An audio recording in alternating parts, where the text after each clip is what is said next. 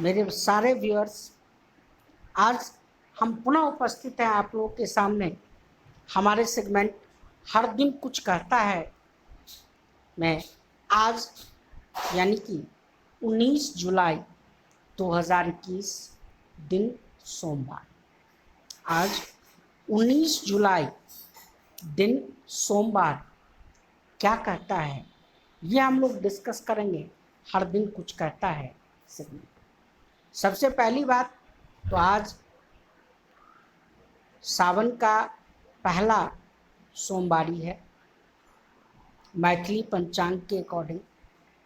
तो पहले बाबा नगरी से बाबा भोले की आराधना करते हुए और धन्यवाद ज्ञापित करते हुए अपने परम मित्र श्री संजीव कुमार का आज के सेगमेंट की झलकियों के बारे में हम लोग डिस्कस करते हैं। आज के सेगमेंट में हम लोग डिस्कस करेंगे आज का सुविचार, 5 इंग्लिश वर्ड्स। आज ही के दिन महान स्वतंत्रता सेनानी मंगल पांडे का जन्म हुआ था। आज ही के दिन महान कवि पेट्रॉक का निधन हुआ था। और आज ही के दिन संयुक्त राज्य अमेरिका में वुमेन्स सफर्ज मूवमेंट की शुरुआत हुई। मैं पुनः एक बार आज की झलकियों को पुनरावृत्ति कर देता हूँ। आज के इस अंक में यानी कि 19 जुलाई के सेगमेंट में हम लोग डिस्कस करेंगे आज का सुविचार, 5 इंग्लिश वर्ड्स। आज ही के दिन महान स्वतंत्रता सेनानी मंगल पांडे का जन्म हुआ था। आज ही के दिन महान कवि पेट्रॉक का निधन हुआ था। और आज ही के दिन संयुक्त राज्य अमेरिका में वुमेन्स सफर्ज मूवमेंट की शुरुआत हुई। आइए इन्हें बिंदुवार समझने का प्रयास करें। सबसे पहले आज का सुविचार, भगवान भोले की कृपा से आज की सुविचार को पहले आत्मसात करते हैं। आज का सुविचार है हमारा, मनुष्य जीवन अनुभव का शास्त्र। जी हाँ, मनुष्य का जीवन यानी कि मनुष्य जीवन अनुभव का शास्त्र है। इसके लिए स्टेटमेंट किनका है? विनोबा भावे का। तो आज का सुविचार हम लोगों ने सुविचार के सेगमेंट में आज डिस्कस किया है विनोबा भावे जी का स्टेटमेंट, जिसमें उन्होंने कहा था जो मनुष्य का जीवन अनुभव का शास्त्र है।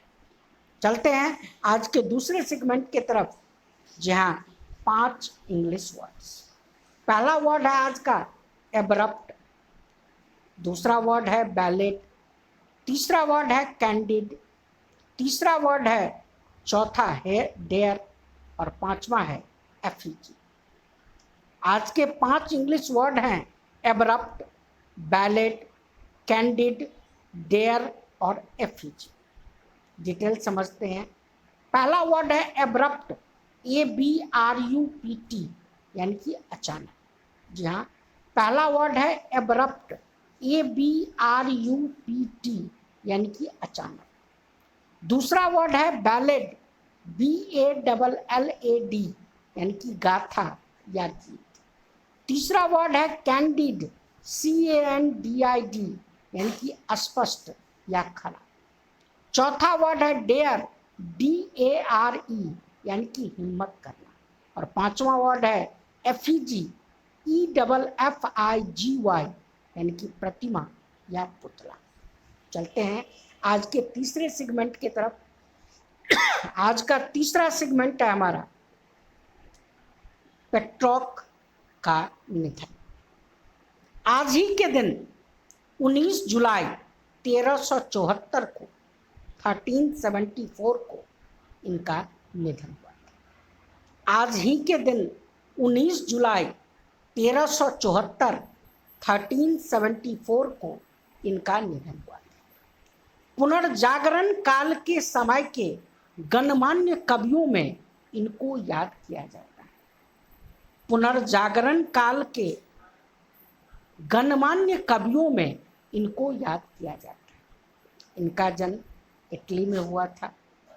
इनके कार्य इटालियन और लैटिन भाषाओं में।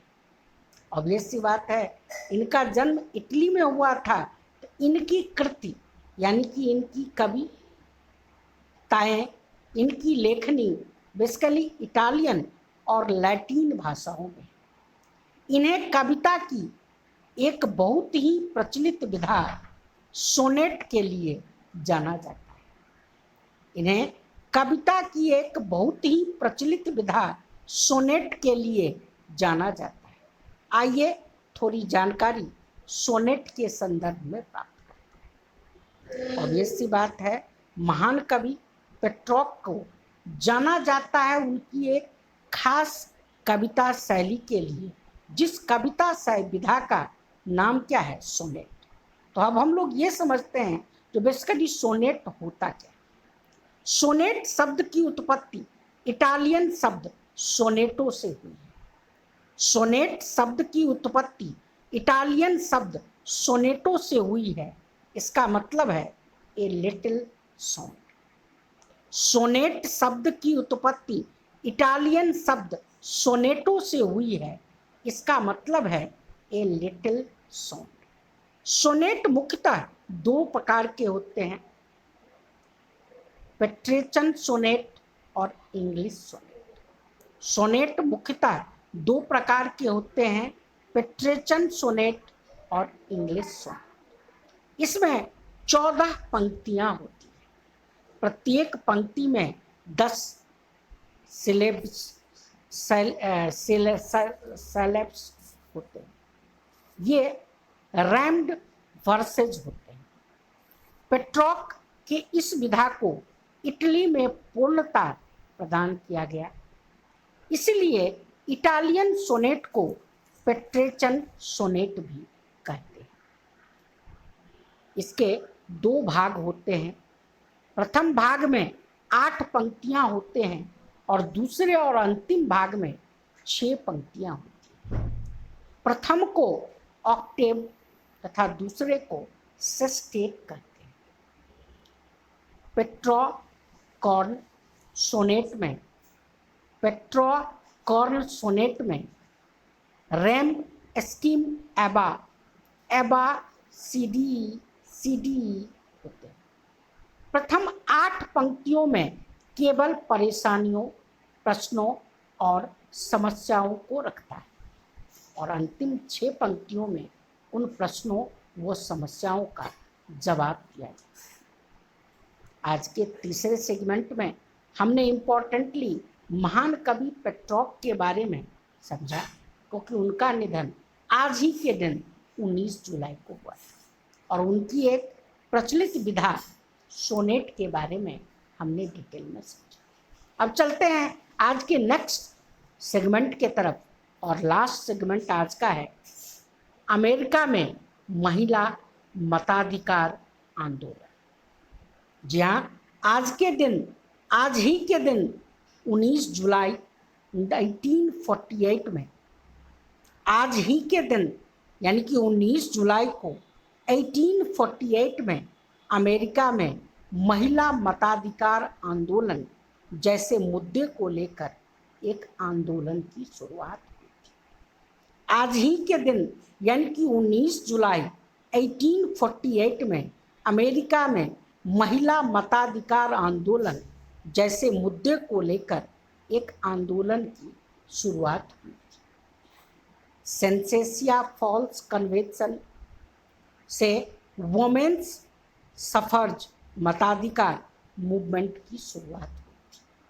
26 अगस्त 1920 को यह अधिकार मिलने के साथ इस आंदोलन का अंत हुआ। जिस आंदोलन की महिला मताधिकार आंदोलन की शुरुआत 19 जुलाई 1848 को अमेरिका में शुरू हुई थी, वस्तुतः उस आंदोलन की सफलता या उस आंदोलन का अंत 26 अगस्त 1920 को इस आंदोलन का अधिकार यानी कि महिलाओं को मतदान का अधिकार मिलने के बाद समाप्त।